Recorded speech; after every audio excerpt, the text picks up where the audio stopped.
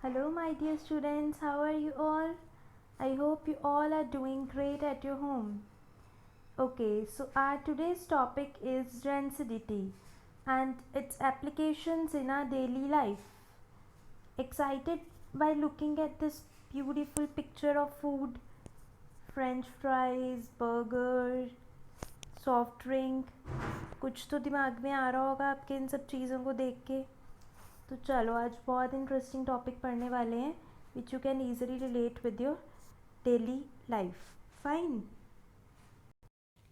So you must have noticed that whenever you purchase any packet or something,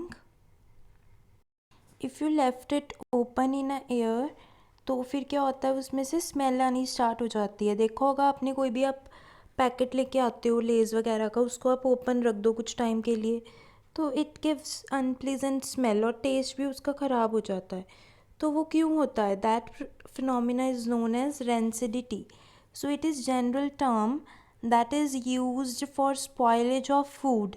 food जब ख़राब हो जाता है and it gives undesirable and unpleasant smell and taste. वो क्या देना शुरू कर देता है? गंदी सी स्मेल, और उसका टेस्ट भी क्या हो जाता है? ख़राब. And it becomes unfit for human consumption, और इंसान के खाने के लिए वो अब सही नहीं रहता. तो ये क्यों होता है रेंसिड? रेंसिडिटी मतलब क्या होता है? उसमें जो फैट्स होते हैं, ऑयल्स होते हैं चीज़ में, जो भी हमने फूड प्रोडक्ट लिया है, इट गेट्स ऑक्सीडाइज. उसकी और क्या हो जाती है? ऑक्सीडेशन.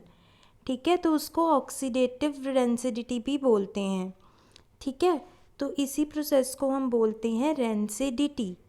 ठीक है, अब हम देखेंगे कि ये क्यों होती है. ये कुछ इसके फैक्टर्स हैं जो रेंसिडिटी को कॉज करते हैं. टेम्परेचर, मान लो बहुत गर्मी है, हम बाहर रख दें कोई भी चीज़, तो वो ज़्यादा टेम्परेचर की वजह से भी क्या होता है? उसका डेंसिटी रेट क्या हो जाता है? इंक्रीज़ हो जाता है. आफ्टर दैट ड्यूरेशन है. अगर हम किस चीज़ को बिना कुछ खाए, मतलब ऐसे ही ओपनली रख दें और छेड़े ना काफ़ी टाइम के लिए, तो उसमें भी क्या चांसेस होते हैं? रेंसिड होने के चांसेस बढ़ जाते हैं. ठीक है, अगर ज़्यादा टाइम वो फूड एयर के कांटेक्ट में है तो ऑक्सीडेशन उसकी होगी ही होगी, और रेट भी क्या है उसका? बढ़ जाता है. उसके बाद लाइट, अगर हम लाइट में रख दें तो लाइट क्या एक्ट करता है? उसकी डीकम्पोजिशन हो जाती है. हमने पढ़ा था ना फोटोलाइसिस. तो अनसेचुरेटेड फैटी एसिड्स जो होते हैं, this term will clear in further chapter. Carbon वाला चैप्टर आएगा, उसमें समझ आएगा आपको अनसेचुरेटेड क्या होता है. बस आप ये याद रखो कि लाइट से भी रेंसिडिटी क्या होती है? रेट ऑफ रेंसिडिटी इंक्रीज़ होता है. दो आपके ये फैक्टर सिलेबस में नहीं है, मैं आपको फिर भी बता रही हूँ कि कौन से फैक्टर से ये इफ़ेक्ट होती है. उसके बाद माइक्रो ऑर्गेनिज़म्स और फंजाई हैं. ये भी कुछ कॉमन एंजाइम्स हैं जो हमारे फूड प्रोडक्ट को क्या करते हैं? रेंसिड बनाते हैं. उसके बाद अगर मॉइस्चर मिल रहा है एयर से, मॉइस्चर भी फूड प्रोडक्ट के ऊपर एक्टिविटी को, माइक्रोब्स की को क्या कर देता है? इंक्रीज़.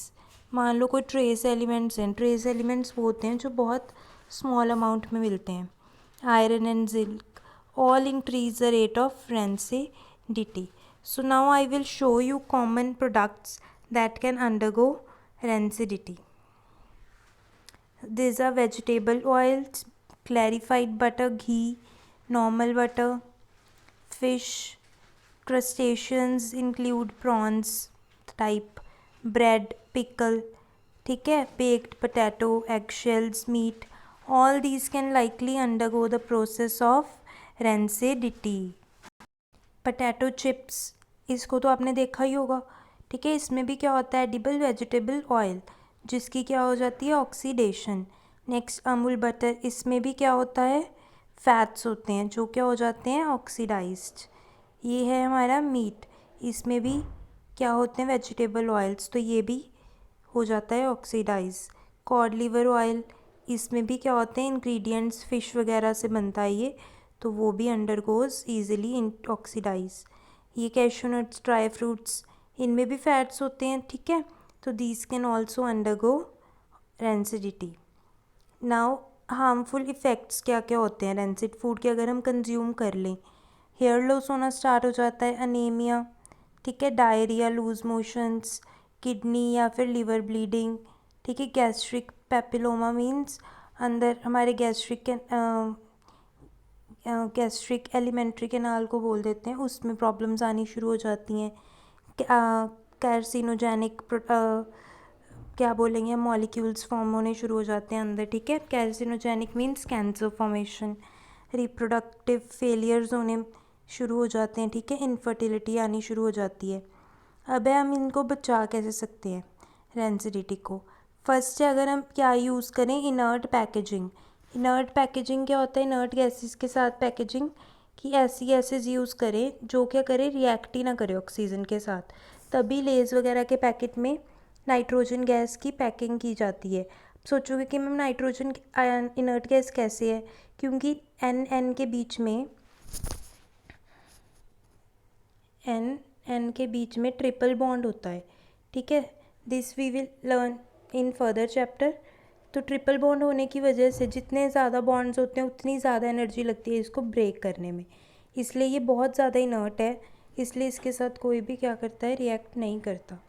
या फिर हम क्या कर सकते हैं, वैक्यूम पैकिंग। वैक्यूम पैकिंग से क्या हो जाता है, ऑक्सीजन बाहर चली जाती है और अंदर जो हमारा फूड प्रोडक्ट है वो क्या रहता है, सेफ़। इसके बाद है रेफ्रिजरेशन।